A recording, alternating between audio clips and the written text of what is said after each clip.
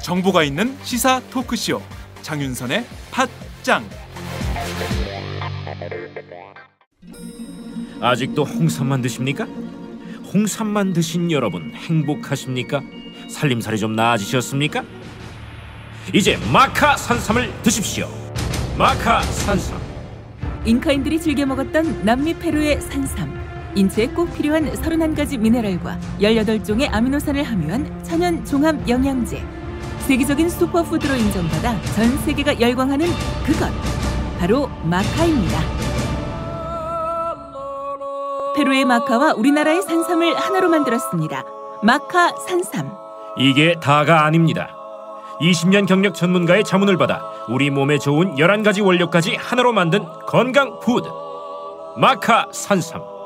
이제 홍삼 가격으로 마카 산삼 드십시오. 와, 이거 남자한테 딱이네. 딱이야.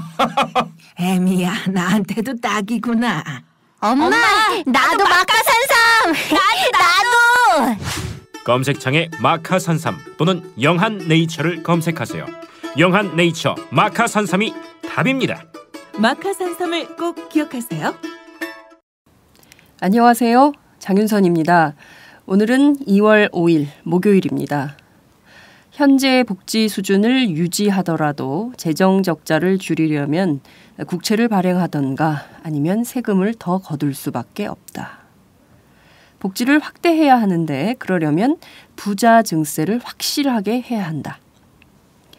본격적인 복지 시대에 진입하는 이 시점에 실패한 유럽과 일본 복지 정책을 답습할 것인지 아니면 우리 실정에 맞는 새로운 복지 정책을 구상해 실현할 것인지 더 치열한 토론을 벌여서 국민적 합의를 이뤄야 한다. 이 말은 다 누가 한 것일까요? 첫 번째 발언은 새누리당 유승민 원내대표의 말입니다. 두 번째는 정두원 새누리당 의원의 말입니다. 세 번째는 김무성 새누리당 대표의 주장이지요. 자, 포인트가 어디 있습니까? 김무성 대표는 복지 축소 그리고 복지 구조 조정에 초점을 맞추고 있습니다. 유승민 원내대표와 정두원 의원은 증세에 포인트를 맞추고 있습니다. 바야흐로 연말정산 후폭풍이 결국 증세 논쟁을 불러오고 있습니다. 정치권의 본격적인 증세와 복지 논쟁이 불붙고 있는 양상인데요. 새정치민주연합 우윤군 원내대표도 이런 주장을 했습니다. 여야정, 시민단체, 전문가들이 함께 모두 참여하는 범국민 조세개혁 특위를 국회 안에 마련하자, 이런 제안도 했습니다. 일단 법인세 인상을 비롯해서 부자 증세를 염두에 두고 있지만 자칫 논의 과정에서 새정치민주연합이 새누리당의 주도권을 빼앗길 경우에는 판만 깔아주고 과실은 새누리당이 따먹는 것이 아니냐, 이런 우를 범하게 될지 모른다는 우려가 벌써부터 커지고 있는 상황입니다. 논의의 중심은 복지 축소냐 증세냐입니다. 우리 국민이 어떤 선택을 하게 될까요? 그것은 너무나 자명하지 않을까 싶습니다.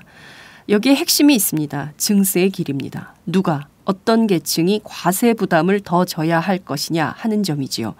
이 역시 대답은 자명합니다. 경제 활성화라는 미명으로 축소됐던 법인세, 이것을 일단 노무현 정부 시절로 돌려야 합니다.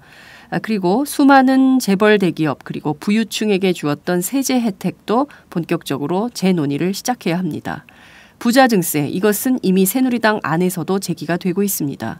이 포인트를 제1야당인 새정치민주연합이 놓친다면 그야말로 존재감 제로 정당이 될 수 있다는 점을 잊지 말아야 할 것입니다. 팟짱은 오늘 모두 세 꼭지를 준비했습니다.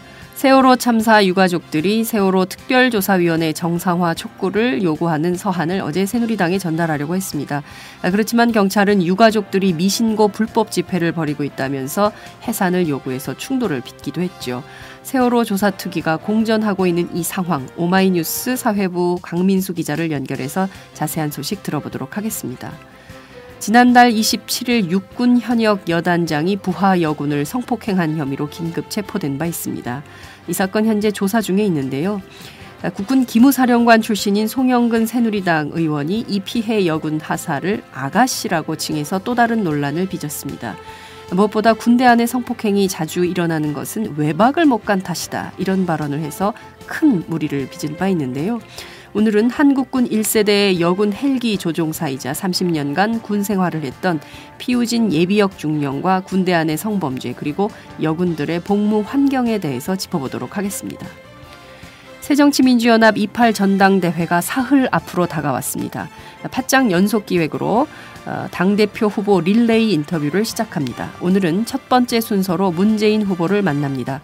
문 후보 일정상 오후밖에는 안 돼서 부득이 오늘은 오후 6시 문 후보 인터뷰가 나갑니다. 팟짱 시작합니다.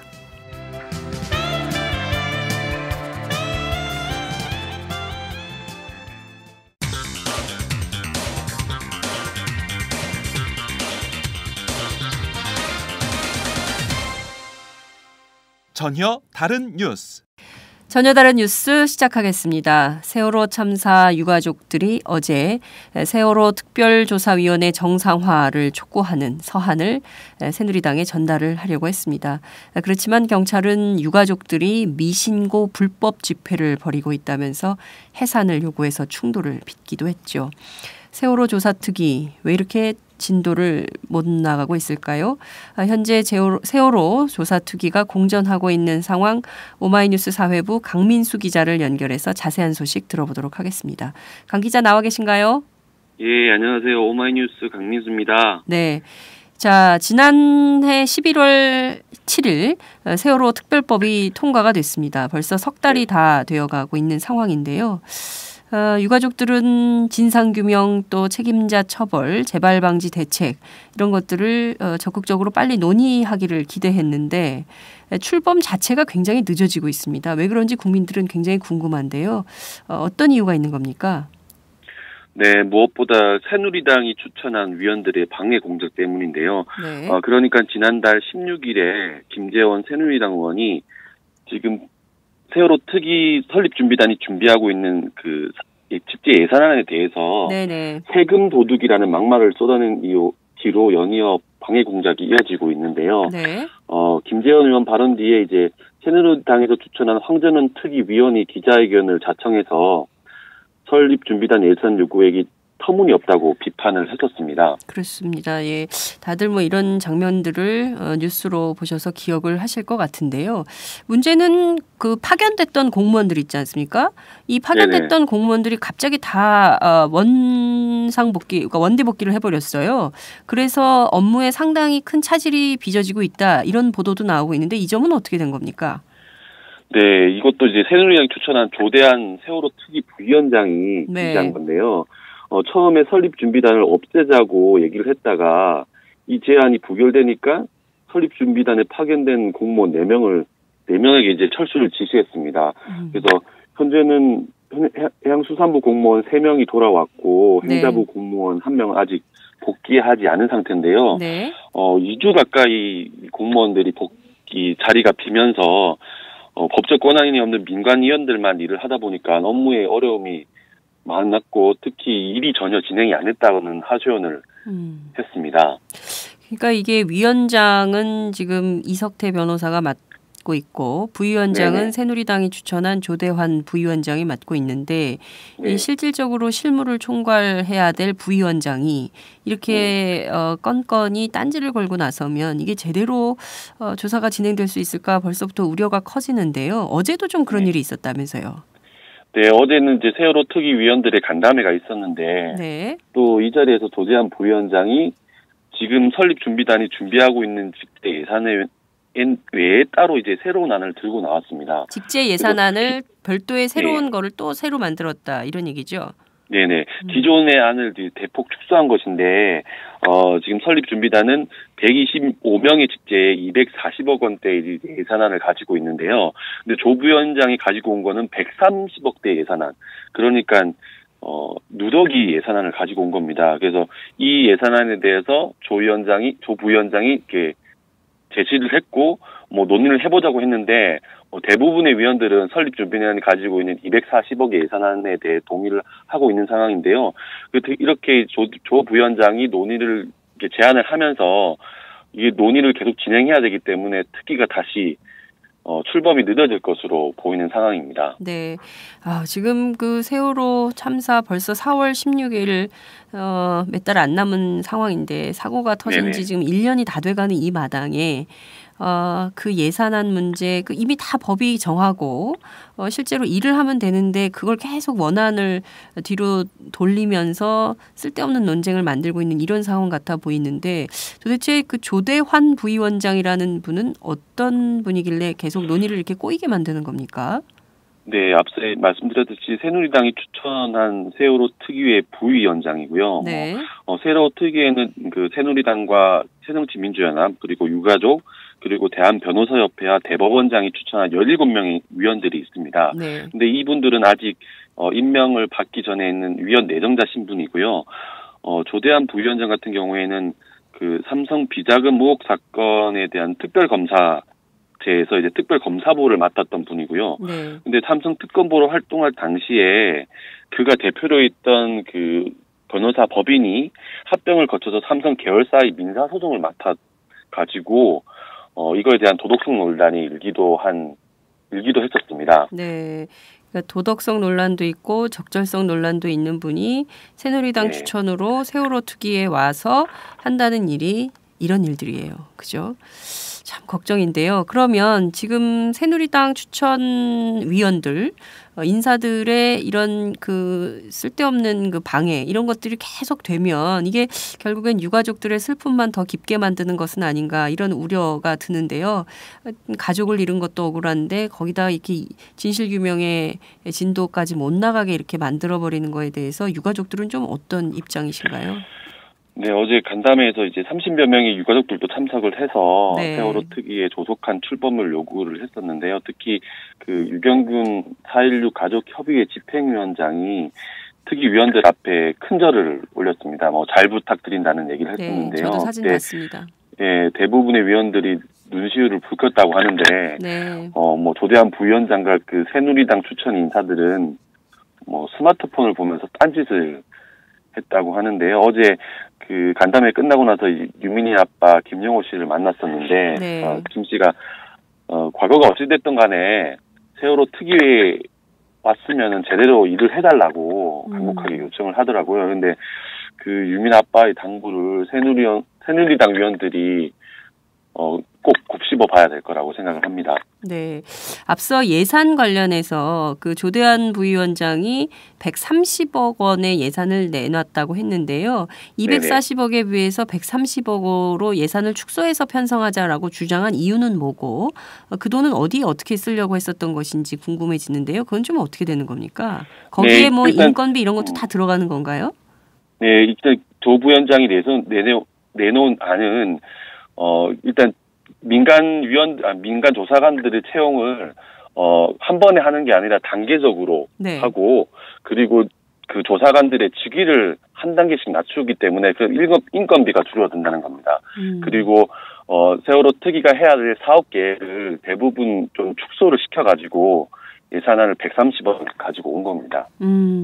그러니까 말씀하신 내용대로 하면 팀별로 운영을 하고 직원들을 단계적으로 채용을 하고 직급을 하향해서 하면 지금 준비단이 마련한 안은 1실 1관 3국 14과 125명 이렇게 돼 있는 건데 이거에 대해서 상당히 축소되는 안이 되는 건데 뭐 다른 것은 팀별로 운용하고 이런 거야 큰 문제가 되지 않겠지만 직급이 하향 조정되면 실제 이게 조사 권한이나 이런 것도 상당히 축소될 가능성 이런 것도 있지 않습니까? 그에 대해서 이제 설립준비단에서는 이제 특별법에 맞춘 대로 그 안을 준비하는데 왜 조 부위원장이 이런 말도 안 되는 안을 내놨는지 어제 이제 간담회에서 많은 얘기를 못해서 이번 주 금요일에 다시 좀 더 확실하게 상임위원들이 모여서 또 논의를 진행하기로 했습니다. 네, 그 이번 주 금요일에 만약에 모여서 이걸 한다 하더라도 조 부위원장이 이를테면 어떤 그 지금 세월호 특위 이게 세월호 특위의 핵심은 진상규명 아닙니까? 진실규명이고 여기에서 도대체 세월호 멀쩡하다 있었다고 보기는 어렵지만 어쨌든 그 배에 수많은 학생들이 타고 있었던 배가 갑자기 왜 그날 아침에 그렇게 뒤집어질 수밖에 없었는지 그 진실을 좀 파헤쳐야 되는데 그 진실을 파헤치기 전에 뭐 직제를 어떻게 할 건지 공무원들을 어떻게 할 건지 돈은 얼마를 쓸 건지 뭐 이런 것처럼 계속 배가 산으로 가고 있는 양산이에요. 그런 거에 대해서 새누리당과 또 새정치민주연합 여야는 좀 어떤 입장을 내놓고 있습니까? 일단 새누리당에서는 뭐 설립준비단과 면담을 해서 뭐 협조하겠다는 원론적인 얘기만 하고 있는 상황이고요. 네. 새정치민주연합에서는 어떻게든 그 새누리당 추천 인사들의 방해 공작에 맞서야 된다고 얘기를 하고 있지만 딱히 어떤 조치를 취할 수 있는 방법은 없는 상황입니다. 네. 특히 이제 특위위원들이 내정자 신분이어서 아직 실제 공무원 신분이 아니거든요. 그래서 내부적인 이 같은 일탈 행위에 대해서 제재를 가할 수가 없고 특히 이제 특별법 안에서는 그 직원들의 징계만 규정돼 있지 특위위원들에 대한 징계 조항은 없는 상황이거든요. 그래서 뭐 정치적으로나 도덕적인 책임과 의무 사항이 있을 뿐이지 이들에 대한 법적 처벌이라든지 뭐 징계 조항은 없는 상황입니다. 그래서 앞으로 특위 내에서 내부 규정을 만들어서 새누리당 인사들이 정치적 행동들에 대해서는 특위위원들이 합의를 통해서 어떤 조치가 필요할 것으로 보입니다. 네, 위원회 안에서 어떤 결정되지도 않은 사안을 뭐 기자회견을 미리 해버린다라든가, 뭐 인터뷰를 해서 본인의 입장을 밝힌다라든가, 그러니까 위원회 안에서 전혀 이게 지금 그 위원회의 결정이라든가 위원장의 권위라든가 뭐 이런 게 전혀 지금 실리지 않고 있는 상황인 것 같은데 관련해서 전명선 4.16 가족협의회 위원장인가요? 이분이 뭔가 그 비판적인 말씀을 하신 것 같은데 이 가족들은 좀 이런 위원들의 일탈 행동에 대해서 좀 앞으로 어떻게 하겠다 이런 계획을 좀 갖고 있습니까? 네, 어제도 새누리당 당사를 방문해서 이런 요구 사항들을 전달을 했는데요. 앞으로 가족협의회 측에서는 그 특위의 일단 활동들을 지켜보는데 딱히 지금 특위위원들이 하고 있는 행태에 대해서 어떻게 뭐 조치를 하거나 할 수 있는 상황은 아니고요. 일단 뭐 설립 준비단 자체에서 예산안을 계속 논의를 하겠지만 앞으로 투기가 출범되기까지 지켜봐야 할 수밖에 없는 상황에 있습니다. 아유, 정말 답답한 상황이네요. 자, 유경근 그 4.16 가족협의회 집행위원장 이분께서 세월호 투기 안에 그 어떤 정보, 소스 뭐 이런 것들을 새누리당 추천 인사들이 새누리당과 공유하고 있다 이런 의혹을 제기하셨어요. 이게 어떤 문제를 지적하는 건가요? 뭐 예전에 이제 조대한 부위원장이 설립준비단이 만든 직제 예산안을 김재원 그 의원에게 직접 전달한 게 밝혀졌었는데요. 이게 그러면서 이제 김재원 의원이 그 세금 도둑 발언이 나오게 된 배경인데요. 이게 조 부위원장 같은 경우는 내부적으로 논의한 사항을 그 김재원 당시 이제 새누리당 원내 수석 부대표에게 만 전달을 해가지고 이런 발언을 이끌어낸 게 아닌가라는 그런 의혹이 있는 게 사실입니다. 네. 아, 정말 이게 그 세월호 참사 전 국민이 국상을 치르는 마음으로 이 참사를 지금껏 저희가 보고 있고 도대체 왜 그랬는가 전 국민적으로 의혹이 있고 뭐 이런 상황인데요. 이 부분에 대해서 이렇게 정치적 의도를 가진 행동이 위원들 안에서 계속 진행이 된다면 이것은 좀 그냥 두고 보기는 어려울 것 같고 직원들의 징계 또 위원들에 대한 것을 뭐 내부 위원회 규정으로 만든다 하더라도 이게 뭐 계속 이런 정치적 행동이 나온다면 좀 국민적 비판, 국민적 여론을 좀 만들어서 이런 행동들을 하지 못하도록 좀 제어해야 되는 것은 아닌가 이런 생각이 좀 들기도 합니다. 오늘 말씀 여기까지 듣도록 하겠습니다. 고맙습니다. 네, 고맙습니다. 네, 지금까지 오마이뉴스 강민수 기자와 함께했습니다.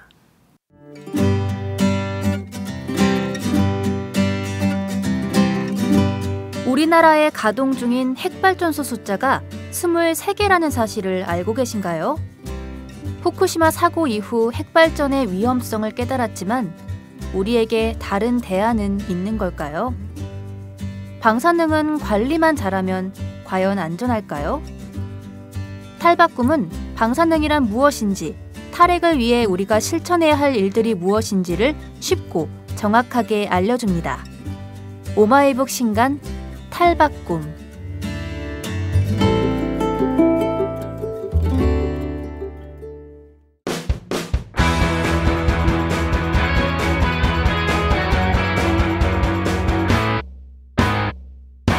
색깔 있는 인터뷰.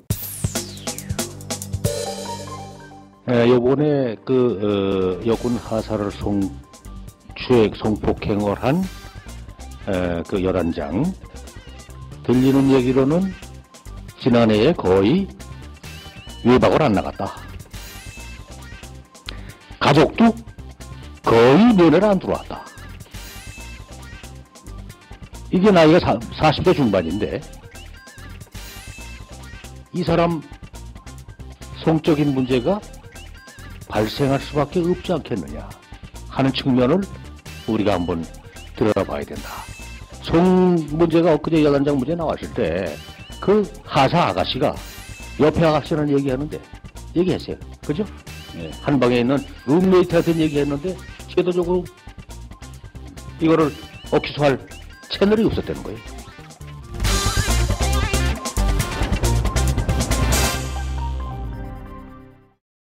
색깔 있는 인터뷰 시작하겠습니다. 지난달 27일 육군 현역 여단장이 부하 여군을 성폭행한 혐의로 지난달 27일이죠. 긴급 체포가 된 바 있습니다. 이 사건 현재 조사 중인데요.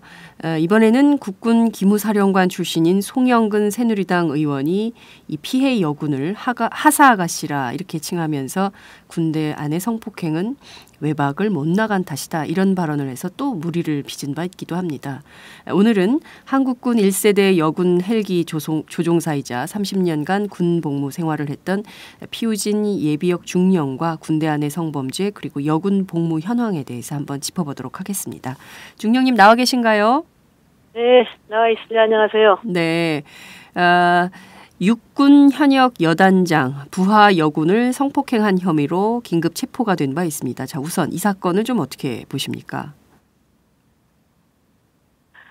17사단장 사건 네. 관련 사건이 일어난 지 얼마 되지 않아서 네. 또 이런 일이 일어나서 네. 참 일단은 저희 여군 후배들에 대한 어떤 그런 것 때문에 가슴이 좀 먹먹했고요. 네. 제가 이 사건에 좀 더 충격적으로 받아들였던 것은 그 여단장이 합의라고 하는 어떤 그런 주장을 언어 사용. 예. 네. 그래서 그 이야기를 듣고 네. 도대체 이 일을 어떻게 해야지 그 대령이 네. 또 육사를 나오고 굉장히 총명하고 잘 나간다는 엘리트 본인 입에서 네. 그런 이야기가 나왔다라고 하는 거는 군의 저변에 깔려있는 어떤 성인식, 네. 여군에 대한 인식 이런 게 그대로 드러나는 거거든요. 네. 군이라고 하는 거는 아시겠지만 국민의 재산과 생명을 보호하는 지키는 곳입니다. 그렇죠. 네. 예, 그것을 지키기 위해서 우리 대한민국에서는 징병을 요구하고 있어요. 네. 그렇죠. 경력 임무를 통해서 징병을 요구하고 있고 그 징병에 나가는 병사들은 네.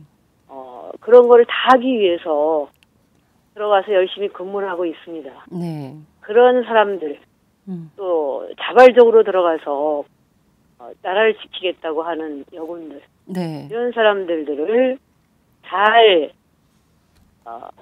실현시키고 또 잘 지켜내서 네. 그런 어떤 가치를 실현해야 되는 지휘관이 네. 도대체 그런 일을 저질렀다는 것도 참으로 하기에 그런 생각을 하니까 그런 일을 저질렀겠죠. 참으로 네. 하는 말이라고 도대체 저로서는 이해할 수 없는 저의 생각으로서는 이해할 수 없는 그런 이야기를 하는 걸 보고 네. 아이고 참 그렇습니다. 말씀하신 대로 군 지휘관이 사실은 병사들을 지휘 통솔하고 그리고 열심히 잘 훈련시켜서 국민의 재산과 생명을 보호하고 지키는 역할을 해도 모자를 판에 지금 부하 여군을 성폭행을 하고 그것도 모자라서 그것은 양자 간의 합의였다라고 주장을 하는 데 대해서 지금 경악을 금치 못하겠다 이런 뜻으로 저는 들립니다. 부끄러운 현실입니다. 부끄러운 현실.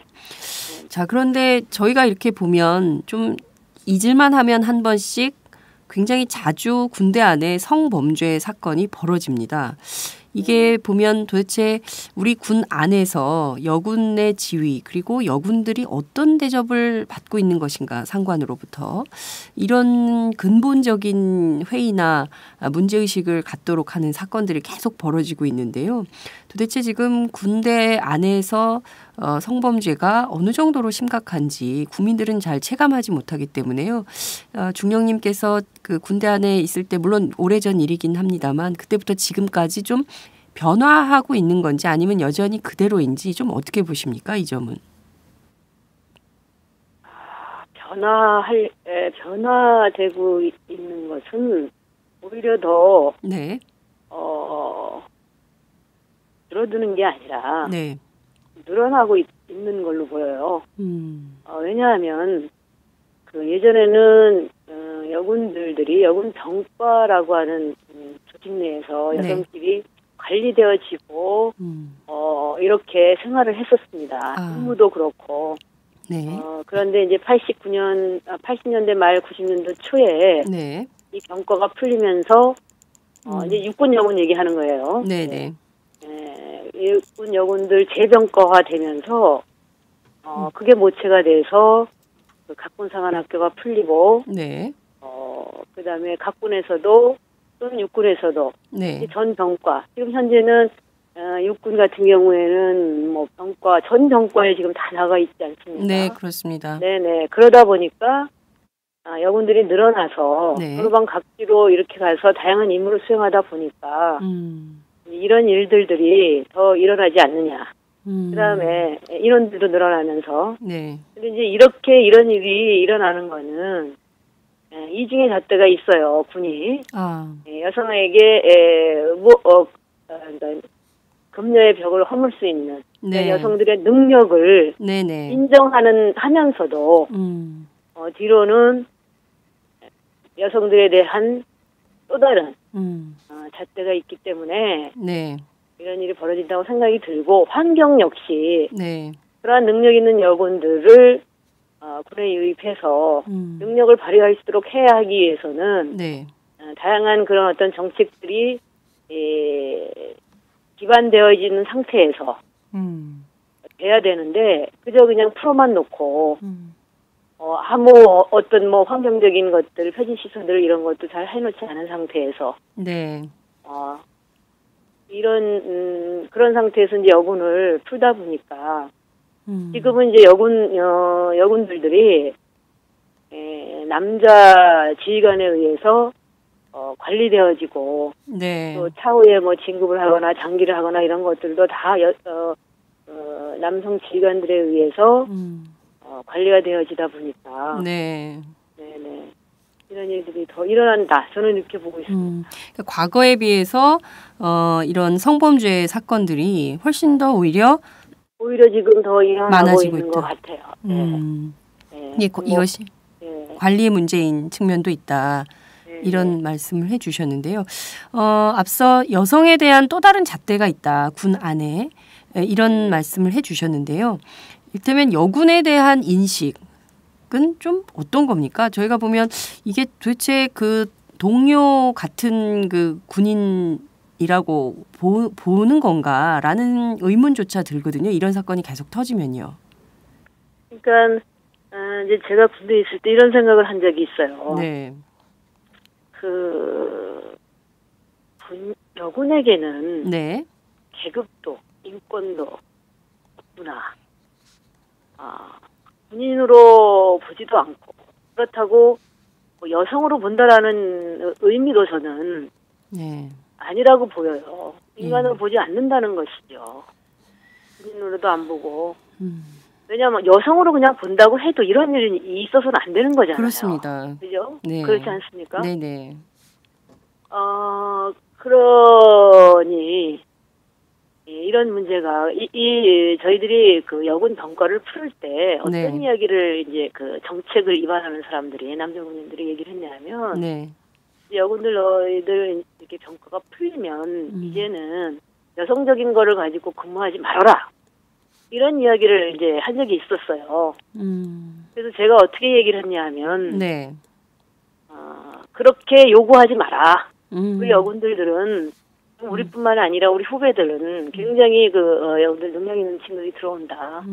능력을 원하면 능력으로, 네. 여성을 원하면 여성 이렇게 이게 군에서 보는 또 어떻게 대하느냐에 따라서 여성들이 움직이는 거기 때문에 네. 저희들한테 그런 걸 요구하지 말고 군에서 저희들에게 그런 걸 요구하라. 네. 인다움을 요구해라. 군인임을 요구해라. 그다음에 병과를 풀고 전후방 각지로 보내면 그 병사들에게 뭐 이런저런 여성 지휘관이니까 네. 부하들이 어떤 일을 그거 하지 않겠느냐라고 이야기를 하는 분들에게는 병사들은 그러지 않을 것이다. 왜냐하면 계급이 있기 때문에. 네.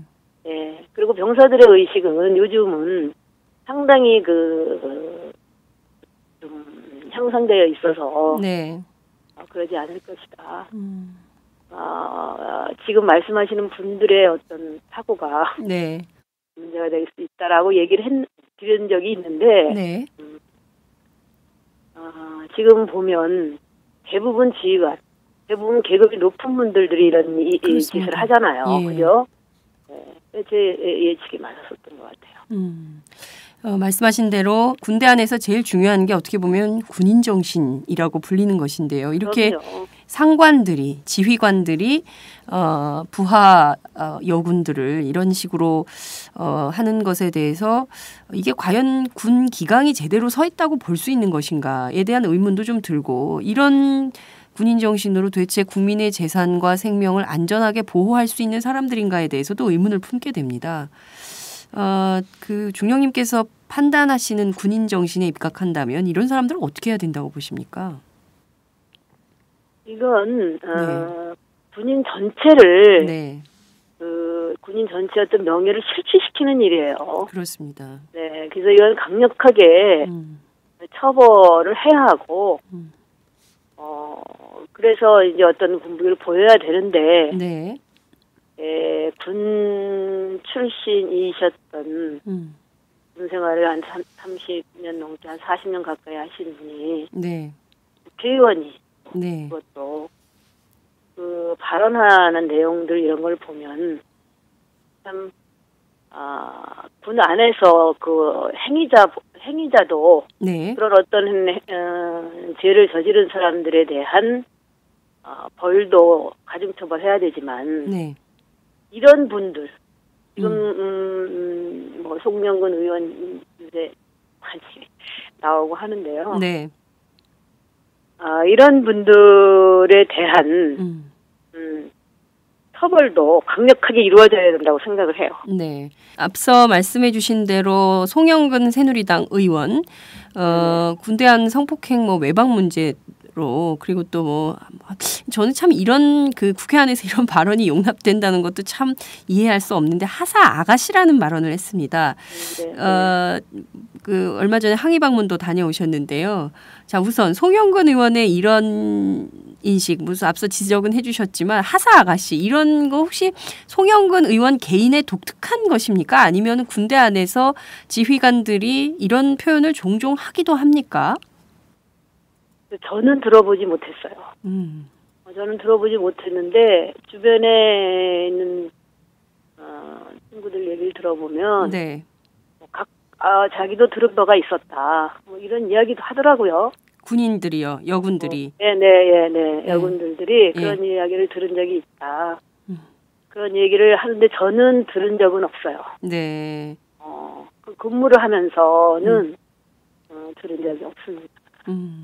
저 같은 경우에는 워낙에 계급이 높으셔가지고. 예, 그럼요. 저한테 그러겠어요. 네, 그럴 수는 아가씨라고 얘기하기에는 정말 아니겠어요. 나이도 있고 계급이 있으니까. 네. 또 워낙 저에 대한 평판을 알고 있으면 그러지 않았겠죠. 저는 그런데 이제 예전에 네. 같이 근무하면서 여군 하사들을 같이 근무한 적이 있어요. 네. 기관으로. 그럴 때 이제 여군들이 와서 이야기하는 걸 들어보면 네. 그런 이야기들, 그런 뉘앙스의 이야기들이 있었다. 그러니까 이게 송영근 의원 개인의 어떤 독특한 인식에서 나왔다기보다는 군대 안에서 보편적으로 하사 아가씨 정도의 인식을 하고 있다라고 봐도 무방하다 이렇게 봐야 되는 겁니까? 예, 저는 그렇게 보입니다. 자, 그러면 그냥 나온 이야기 아니죠. 그러니까 무의식적으로 그냥 나온 얘기라는 거죠. 네, 본인은 그렇게 얘기를 하시는데, 네. 네, 그렇죠. 무의식적으로 그 너무 평상시에 쓰던 말이니까요. 그러니까 너무 무의식이라고 하는 것이 쓰던 얘기가 아니라 하더라도 생각 자체가. 네, 그렇습니다. 생각 자체가 이게 무슨 막말입니까? 도대체. 네. 자, 그리고 군대 안의 성폭행이 무슨 외박 문제 때문이다. 이거는 여단장이 이거는 여군 말도 정말 다시 되새기고 싶지 않은데. 네. 이건 여군뿐만이 아니라. 네. 정말 열심히 근무하고 있는. 네. 그 지휘관들. 네. 대다수의 지휘관들에게도 이거는 굉장히 모욕적인 언어라고 생각합니다. 안 그렇습니까? 그럴 수 있을 것 같습니다. 이게 무슨 얘기예요, 도대체? 그러니까 여군에 대한 거는 물론 이려니와 네. 군에 대한 명예 네. 왜 이런 저는 이분이 그 항의 방문 때도 그랬어요. 항의 방문을 갔었잖아요. 네네. 항의 방문 때도 왜 그 당시에 어떤 생각이 들어서 이런 얘기를 하셨냐고 여쭤봤어요. 그랬더니 뭐라고 하던가요? 이게 그건 차후에 답변하겠다면서 변명으로 이렇게 일관을 했는데 도대체 이해가 안 가는 거예요. 네. 그리고 이런 이야기를 듣고 다른 다른 국회의원들은 어떤 생각을 말도 어떻게 했는지 도대체 그냥 하사 아가씨라고 하는 거에 대해서 어떤 의원께서 이제 항의를 하니까 삭제해라 이런 얘기를 했지. 이 하사 아가씨 전에 있었던 어떤 그런 외박 문제, 무슨 여군을 대상화시켜가지고 외박 문제를 풀어야 된다라는 식으로 얘기한다라는 것이 외박 나가서 아니 그렇습니다. 말하기도 입에 담지도 못할 이야기를 어떻게 그러고 나서 이제 저희가 방문을 가서 강력하게 촉구를 했는데도 아직도 이야기가 없네요. 네. 사퇴하라고 했는데도 아직도 이야기가 없네요. 네. 그 송영근 의원이 병영문화혁신특위위원이었지 않습니까? 물론 이 발언 이후에 본인은 그거는 사퇴하겠다라고 주장을 하긴 했지만 문제는 이런 인식을 갖고 있는 분이 이제 국회의원으로 활동을 하면서 여전히 그 인식으로 활동을 한다는 것이죠. 그렇기 때문에 군 인권 문제에 대해서는 이런 분들이 국회 안에서 개선 노력을 할 수 있을까에 대해서 기본적으로 의심을 갖게 되는 것인데요. 물론 지금 국회 윤리위에 제소는 돼 있는 상황이긴 합니다. 그렇지만 송영근 의원 어떻게 좀 아까 강력한 처벌이나 이런 것들이 필요하다라고 말씀을 하셨는데요. 선출직 국회의원이라서 이분이 어떻게 좀 처리될 수 있을지 이게 형사로 고소나 고발 이런 걸 또 좀 하실 생각이 있으신지 여쭤보고 싶어요. 저희들 추이를 보고 일단 이분이 사퇴를 안 하시면 이게 새누리당도 상당히 문제가 있는 거 아니겠습니까? 어떻게 보면 그리고 또 문제의식을 가지고 있다라고 생각이 들어요. 적어도 이 나라의 그 여당, 거대 여당 그런 분들께서 이런 이야기를 듣고 이분을 그냥 놔둔다라고 하는 건 아닐 거라고 생각이 들면서 차후에 이런 그 사퇴를 안 하시면 저희들이 이제 새누리당을 방문을 해서 한 번 더 촉구를 할 것이고 그쪽에서 해라. 아니면 지금 저희들은 자발적으로 사실은 모여서 갔어요. 이건 도대체 이래서는 안 되겠다 싶어서 정말 갑작스럽게 급조된 모임으로 이렇게 갔었는데 지금 여군 부상한 단 전회라고 또 좀 모임이 있는 것 같아요. 그분들이 어제 또 갔었던 것 같고요. 네. 그분들과 이제 연계해서 또는 뭐 여성단체하고 연계해서 네. 저희들이 계속 이거 촉구할 겁니다. 네. 여성단체와 그래서 이제 송영근 의원의 국회의원직 사퇴까지 네. 계속 끊임없이 새누리당 항의 방문. 네. 그러지 않으면 이 문제는 또 다시 또 어떤 형태로 또 어떤 일이 또 틀림없이 일어날 것이라고 생각이 들고요. 네. 이건 강력하게 송영근 의원 또 뭐 여단장이 지금 법적으로 되어 있는데 저희들이 계속 모니터링 할 거고요. 네. 네. 알겠습니다. 이게 이번에 송영근 의원은 가만두지 않겠다라는 의지가 굉장히 강력하신 걸로 저희가 들립니다.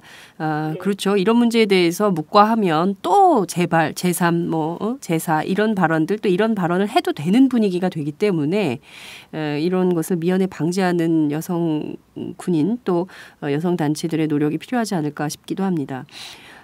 육군이요. 하도 이런 사건이 많이 터지니까 성군기 개선을 위한 행동 수칙을 마련하겠다라고 밝혔습니다. 여군을 부득이하게 신체 접촉을 하면 할 때 한 손으로만 악수하도록 해라. 그리고 지휘 관계에 있는 이성의 상하 간의 교제를 금지하겠다. 또 남자 군인하고 여자 군인이 단둘이서 차량으로 이동하는 것을 금지하겠다. 이런 것들이 성군기 개선을 위한 행동 수칙이라는 것인데요. 자, 우선 이런 내용이 검토되고 있는 것에 대해서 좀 실효성이 있다. 이렇게 보십니까? 실효성 문제이잖아요. 네. 도대체 어떤 생각으로 이렇게 검토를 하는지 이해가 가지 않습니다. 이거는 여군을 더 고립시키는 일이고 끊임없이 그리고 이 문구를 보면 행동 수칙이라고 하는 것이 이게 군대 어떤 임무에도 맞지 않는 그런 것들이에요. 어떻게 군대에는 남녀가 같이 어우러져서 근무를 해야 되는 집단 행동 군인이라고 하는 게 개인이 임무를 수행합니까? 집단으로 수행을 하잖아요. 작전을 수행할 때 혼자 하지 않습니다. 물론 이제 특수한 임무가 있는 경우에는 그럴 수 있지만 인화단결 이게 최고의 군의 임무를 수행하기 위해서는 이건 아주 필수적으로 행해져야 되는 거예요. 기본이에요. 그런데 여군을 능력 있는 여군들을 데려다 놓고 무슨 한 손으로 이게 됩니까 이게? 신체 접촉 없이 한 손으로 악수하고 이러는 게 되느냐고요. 이 자연스럽지 못한 임무에도 반하는 군대의 어떤 목적에도 반하는 이런 것들을 행동 수치라고 내놓는 거에 대해서 답답하기 진짜 그지 없습니다. 제가 후배 장교들 현역으로 있는 장교들한테 이런 대책 만들어내지 말아라. 좀 더 근본적인 것을 만들어내야지. 지금 이 부분을 보면 이게 전부 여군의 초점이 맞춰져 있잖아요. 이게 여군의 초점이 맞춰져야 되는 건가요? 이게 이렇게 갖고 임무 수행할 수 있겠습니까?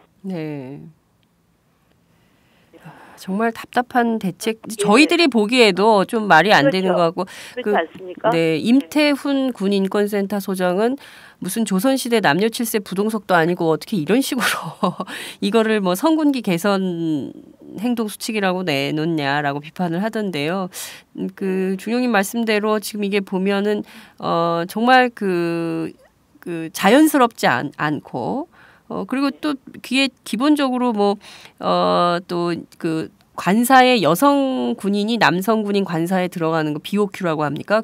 거기에 출입 금지 이런 것들을 그게 무슨 대책이라고 기본적으로 여군을 대상화하는 행동 수칙을 계속 내고 있는데요. 이 여군을 대상화하는 행동 수칙에 대해서는 실효성은 말할 것도 없다 이렇게 보시는 거죠. 그렇죠. 그렇습니다. 이런 게 아무리 100개든 100만 개든 1000만 개든 만들어진들 실제 성군기는 이런 식으로 해서 잡히지 않는다. 이렇게 보시는 겁니까? 그렇다면 좀 어떤 방법으로의 개선 대책이 필요하다고 보십니까? 저는 지금으로서는 네. 일단 그 빠른 시일 내에 바뀌어질 수 있는 대책은 네. 좀 옴부드만이라는 제도 있잖아요. 네네. 감독관 제도. 그렇습니다. 네, 그런 걸 통해서 지금 자적의 능력이 좀 없어 보여요. 군 안에. 군 안에서는 자적의 네. 능력이 없어 보이니 네. 그 밖에 있는 전문가들 분에게 도움을 요청하고 또 그들이 감시하고 하는 어떤 그런 기구가 지금 이야기는 되고 있는 것 같아요. 네, 그런데 네. 이거 뭐 차일피일 미루고 있는 것 같은데 그게 빨리 되어야 될 것 같고 네. 또 좀 길게는 군 수뇌부들 또 장군급 이상분들이 네. 끊임없이 자기 성찰이 필요하다. 군에 대한 것들에 대한 것도 자기 성찰이 필요하다. 네. 여군과 남군의 문제가 아니고 네. 또 병사들 뭐 문제가 아니고 그들 스스로가 네. 과연 군의 임무는 어떤 것이고 군이 왜 존재해야 되는지 그러기 위해서는 우리들이 어떤 일을 해야 되는지에 대한 생각과 또 자기 스스로에 대한 어떤 성찰 그런 게 굉장히 필요할 것 같고요. 네. 예전에 이런 이야기도 있었습니다. 군 인권이라고 하는 것을 이야기하면 네. 군기와 상충된다, 상반되는 것이다. 네. 뭐 군기를 위해서 군 인권은 이런 얘기를 했는데 오히려 네. 군 인권이 지켜짐으로 해서 네. 오히려 더 강력한 군이 될 수 있다. 병사들, 군인들, 또 여군들, 하여튼 모든 군인들이 자기 스스로에 대한 어떤 자존감을 가지고 근무할 수 있을 때 네. 뭔가 이뤄낼 수 있는 것이지 지금과 같은 상태에서는 이거 못합니다. 네. 이제 못 치릅니다, 이거. 네. 네, 저는 그런 생각을 합니다. 예. 그 말씀하신 대로 작년 온 국민을 충격에 빠뜨렸던 윤일병 사건이 있었습니다. 네, 아마 그 중령님께서도 굉장히 가슴 아프게 이 사건 보지 않으셨을까 이런 생각이 좀 들기도 하는데요. 그 사건뿐만 아니라 그 특히 이제 여군들의 군 복무 현실이 굉장히 열악하다. 굉장히 뭐 부대 근처에 산부인과가 없고 뭐 이런 문제들 특히 이제 이신의 중위 사건이 굉장히 또 큰 충격을 주기도 했었는데요. 이렇게 이런 사건들에 대해서는 좀 어떤 생각이신지 궁금합니다. 아까도 말씀드렸듯이 환경이 네. 뒷받침되지 않은 상태에서 여군들에게 너무 그냥 보여주기 위한 네. 상태로 양적인 것을 막 너무 부풀리는 막 이렇게 늘리는 뭐 네. 이제 이런 것들이 문제가 물론 되기도 하지만 네. 가장 중요한 것은 여전히 여군 여성들에 대한 것들은 여성들이 제일 잘 알지 않아요. 네. 네, 그러니까 여군들에 대한 관리는 여군들이 해줬으면 좋겠다. 이제 지금 뭐 여성 고충 처리 상담관이 있으면서 네. 어떤 일을 행하고 있는데 그 고충 처리 상담관도 네. 결국은 그 부대 지휘관의 부하기 때문에 네. 네네 그리고 계급도 낮고 지금 국방부에 여성 정책과라는 게 있긴 있어요. 네. 그래서 여성 정책에 대한 일을 담당을 하고 있지만 그들 역시 그 위에 이제 있는 분들이 다 또 보고 해야 되고 이렇게 올라가야 되니까 이런 네. 어떤 사건에 관한 부분들은 네. 자꾸 이제 축소 은폐되는 경우가 있는 것 같고요. 또 정책이라는 부분에 있어서도 결정하면 바로 실행할 수 있는 어떤 그런 것들이 그러니까 여성 정책 과장에 대한 네. 어떤 지위를 좀 높여줘야 될 것 같고요. 그다음에 각 군에 네.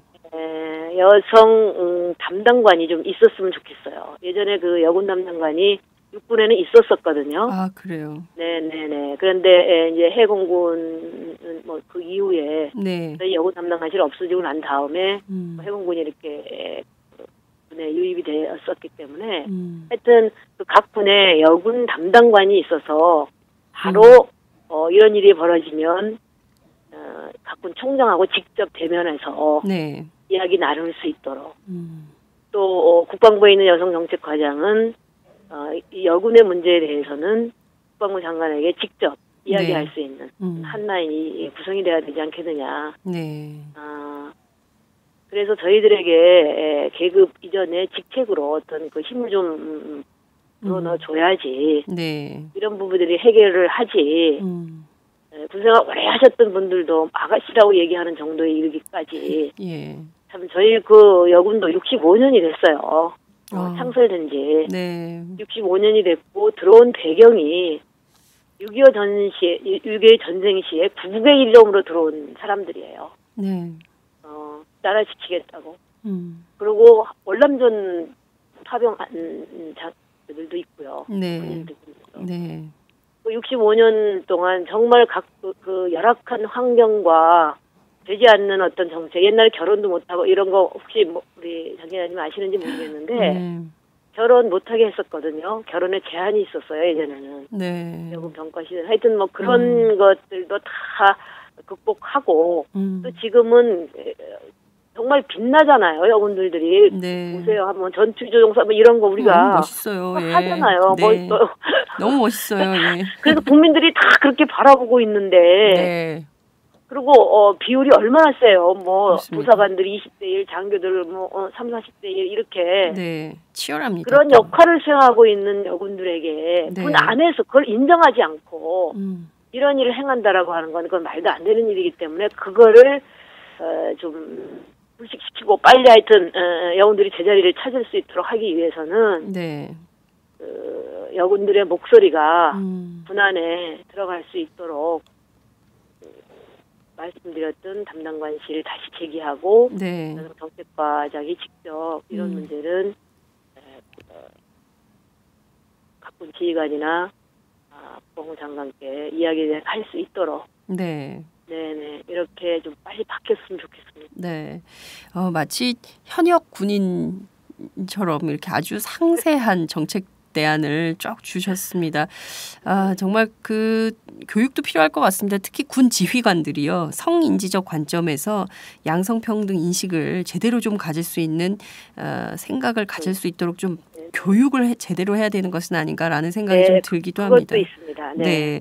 이런 것들이 수반되지 않는 가운데 뭐 백날 여러 대책을 만들어 봐야 그것은 실효성도 없고 백해무약이다 이런 생각이 좀 들기도 합니다. 오늘 말씀 정말 잘 들었습니다. 대령님. 중령님 감사합니다. 네. 고맙습니다. 네, 감사합니다. 네, 감사합니다. 네. 네. 지금까지 피우진 중령과 함께했습니다. 안녕하세요. 장윤선의 팟짱 애청자 여러분. 저는 김병기입니다. 전에는 편집국장이었는데요. 지금은 10만인 클럽 회원이자 본부장 맡고 있습니다. 그런데 10만인 클럽이 뭐지? 이렇게 궁금해하시는 분들 많으실 겁니다. 오마이뉴스에 자발적으로 구독료를 내는 시민들의 모임입니다. 지금 매월 후원해주시는 분이 몇 명이죠? 8,000명이요. 그럼 앞으로 몇 명을 모아야 합니까? 10만 명이요. 참 갈 길이 멉니다. 그런데 조중동 구독자는 많게는 100만. 이래서 진보 언론 살아남을 수 있을까요? 10만인 클럽 후원으로 만들어지는 팟짱 응원하고 싶으시다고요? 지금 전화주세요. 02-733-5505로 전화하셔서 내 손번호 274를 꾹 누르세요. 오마이뉴스 기사의 모든 기사 하단에 동그란 주황색 배너를 누르셔도 됩니다. 여러분들의 참여로 팟짱이 웃음소리 더 커질 수 있습니다. 감사합니다.